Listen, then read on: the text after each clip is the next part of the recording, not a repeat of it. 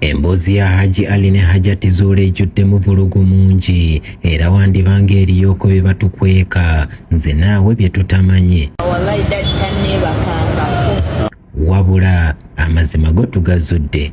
Oli ku Shark TV Uganda mpabwika folotulo sirike. Lepu kintu kinene bw'oba ogenda loopa omuntu kuŋŋaanya obujulizi todduka ku social media.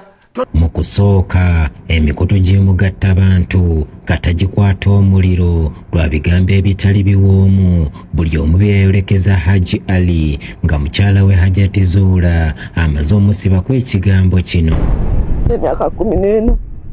Getufuna galaga nti omukyalo ono aze yeeyambisa omwana we Nisha okujja ensimbi mu Hajji. Oyo omwami n'atwala omwana oyo n'amala naye emyezi 6. Yogerwa nti Hajjat Zula yeekobaanako n'omusajja omu ne babuzaawo Nisha.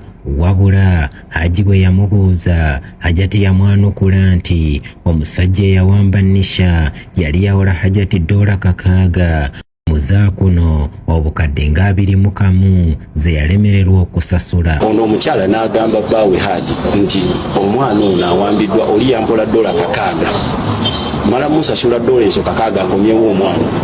Wabula era nga mbadde nsaba dadi wange ansonyiwe kubanga nze avuddeko bino ebizibu byonna.